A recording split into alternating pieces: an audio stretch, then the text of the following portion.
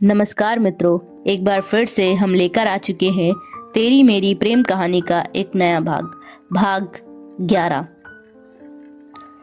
अंकिता उस अनजान आदमी की बात सुनकर थोड़ा परेशान हो गई। उसने आदित्य का नंबर निकाला और आदित्य को कॉल कर दिया। कई बार पूरी बेल जाने के बाद भी किसी ने कॉल नहीं उठाई, इसलिए अंकिता बिना किसी भाव के अपने कैबिन से निकली और ऑफिस से अपनी कार लेकर अकेले ही निकल गई। कुछ देर बाद उसने गुडलक होटल के सामने अपनी कार रोकी और कार से बाहर निकलकर होटल के अंदर बढ़ गई।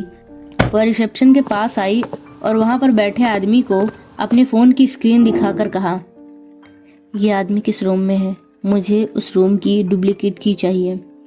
रिसेप्शन पर बैठे आदमी ने फोन की स्क्रीन को गौर से देखा और कहा, सॉरी मैम, हम अपने कस्टमर की कोई भी डिटेल किसी अनजान आदमी को नहीं देते, तो यहाँ हम आपको उसके रूम की चाबी कैसे दे दें? अंकिता ने यह सुना तो बिना कुछ कहे उसने अपने पर्स से कुछ पैसे निकाले और सामने कर दिए। पैसों को देखकर वह आदमी हल्का मुस्कुराया और जल्दी से पैसे अपनी जेब में रखकर एक चाबी अंकिता को देकर कहा, रूम नंबर 20। अंकिता ने चाबी उठाई और तेजी से सेकंड फ्लोर की तरफ बढ़ गई। लिफ्ट बिजी थी, इसलिए अंकिता सीढ़ियों से जाने लगी। कुछ देर बाद वह रूम नंबर 20 के सामने खड़ी थी। पूरे कॉरिडोर में शांति फैली हुई थी।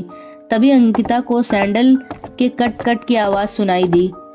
वो अभी अपनी चाबी से रूम नंबर 20 को खोलने ही वाली थी, पर सैंडल की आवाज सुनकर उसने अपने आसपास देखा तो रूम नंबर 20 के सामने वाला रूम का दरवाजा खुला था। ये देखकर वो जल्दी से उस रूम में छिप गई। उसने उस रूम का दरवाजा पूरी तरह बंद नहीं किया था। वो डोर के पास खड़ी होकर झिर्रियों से झांक रही थी। तभी उसने देखा एक लड़की रूम नंबर 20 के सामने आई और डोर पर नॉक किया। एक लड़की ने दरवाजा खोला और वो लड़की कमरे के अंदर चली गई। उसके बाद रूम का दरवाजा बंद हो गया। ये देखकर अंकिता के चेहरे पर कुछ तकलीफ के भाव आए, पर उसने उन्हें तुरंत छिपा लिया। पर तभी उसे जिस रूम में वह थी कुछ गिरने की आवाज आई।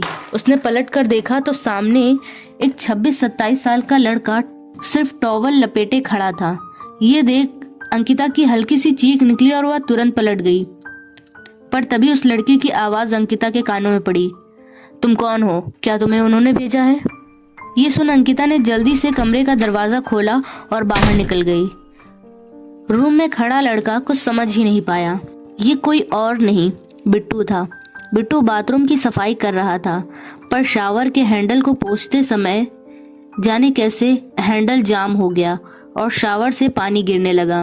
बिट्टू ने बहुत कोशिश की, पर पानी बहता ही जा रहा था। इसलिए रूम में रखे फोन से उसने रिसेप्शन पर कॉल करके इस बारे में बताया कि शावर का हैंडल जाम हो गया है और इसीलिए पानी बह जा रहा है। वो पूरी तरह से भीग गया था, इसलिए उसने कुछ दूसरे कपड़े भिजवाने को भी कहा। रिसेप्शन पर बैठे आदमी को लगा कि बिट्टू कोई कस्टमर है, इसलिए उसने हाँ में जवाब दिया और फोन रख दिया। जब तक उसके पास कोई मदद के लिए नहीं आता, तब तक बिट्टू किसी तरह पानी को और बहने से रोकने का प्रयास करता रहा और काफी कोशिशों के बाद आखिरकार पानी का बहना बंद होता है। बिट्टू के कपड़े पूरी तरह गीले हो गए थे, इसलिए उसने अपने सारे कपड़े निकाल दिए और टॉवल लिपेट लिया, ये सोचकर कि होटल वाले उसे दूसरे कपड़े पहनने को देंगे।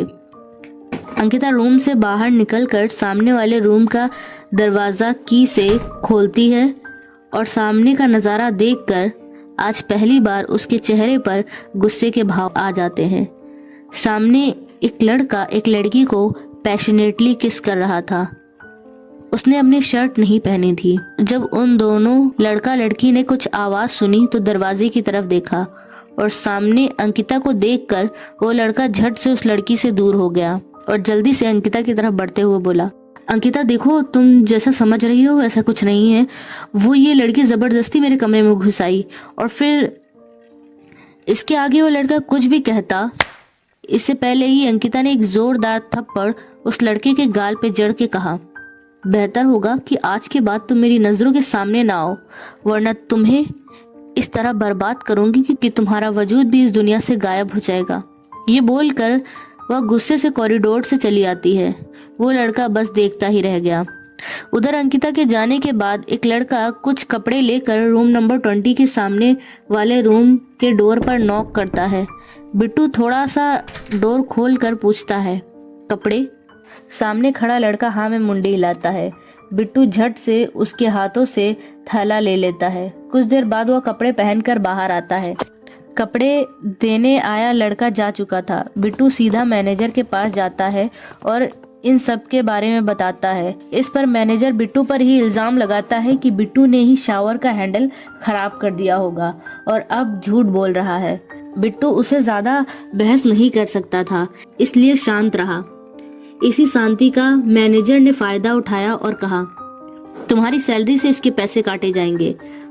पर मैनेजर साहब, मैंने उसे खराब नहीं किया। बिट्टू ने फिर कहा, मुझसे बहस करने की जरूरत नहीं है। एक तो शावर का हैंडल खराब कर दिया, ऊपर और ये होटल में आए कस्टमर को देने वाले कपड़ों को पहनकर एक और नुकसान कर दिया। अब जाओ यहाँ से, मैनेजर ने गुस्से से कहा। बिट्टू जानता था वो चाहे कितना ही कहे पर मैनेजर उसकी बात नहीं मानेगा, इसलिए उसने कुछ ना ही कहना सही समझा और वापस अपने काम करने चला गया। अंकिता अपने अपार्टमेंट आ चुकी थी। अपार्टमेंट में आते ही वो सीधा अपने कमरे में चली गई।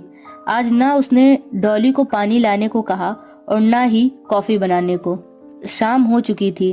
अंकिता बाथरूम में शावर के नीचे खड़ी भीग रही थी। उसकी आंखें लाल थी। शायद वो रो रही थी या शायद नहीं भी, क्योंकि शावर के पानी में यह बता पाना थोड़ा मुश्किल था। काफी देर तक शावर के नीचे खड़े रहने के बाद वह कपड़े बदल कर रूम में आ गई। उसने हेयर ड्रायर से अपने बालों को सुखाया और लैपटॉप लेकर कमरे से बाहर आकर हॉल में पड़े सोफे पर बैठकर अपना काम करने लगी। उसने डॉली को ब्लैक कॉफी बनाकर लाने को कहा। कुछ देर में डॉली कॉफी लेकर आई। अंकिता ने कॉफी का कप डॉली से लेते हुए कहा, डॉली, तुम्हें कुछ दिनों की छुट्टी चाहिए थी। हाँ मैडम, चाहिए तो थी, पर यहाँ आपकी जरूरतों का कौन ध्यान रखेगा? डॉली ने अंकिता की बात सुनकर कहा, आप उसकी चिंता मत कीजिए, आप जाइए। इस समय आपके बच्चों को आपकी जरूरत है। अब मैं खुद को संभाल सकती हूँ। पर मैडम, आप भी तो मेरे लिए मेरी बेटी जैसी हैं, इसलिए मैं महसूस कर पा रही हूँ आज आप कुछ तकलीफ में हैं। ये बोलकर डॉली ने अंकिता के सिर पर हाथ फेरना चाहा, पर अंकिता ने उसका हाथ हवा में ही पकड़ लिया और कहा, प्लीज मुझ पर दया दिखाने की जरूरत नहीं है।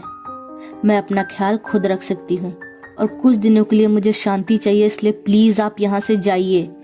ये कहते हुए उसने टेबल पर रखा एक लिफाफा डॉली की तरफ बढ़ाकर कहा, मैं आपको यहाँ से भेज रही हूँ, इसका मतलब ये नहीं कि मैं आपको नौकरी से निकाल रही हूँ। बस मुझे कुछ दिनों के लिए शांति चाहिए, तो आप यहाँ से जाइए। ये कह के अंकिता अपने कमरे में चली आती है।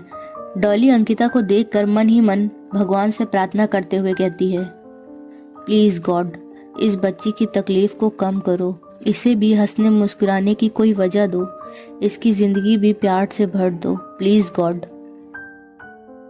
आज का ये चैप्टर यहीं पर समाप्त होता है, पर हम जल्द ही इसके अगले भाग में फिर मिलेंगे।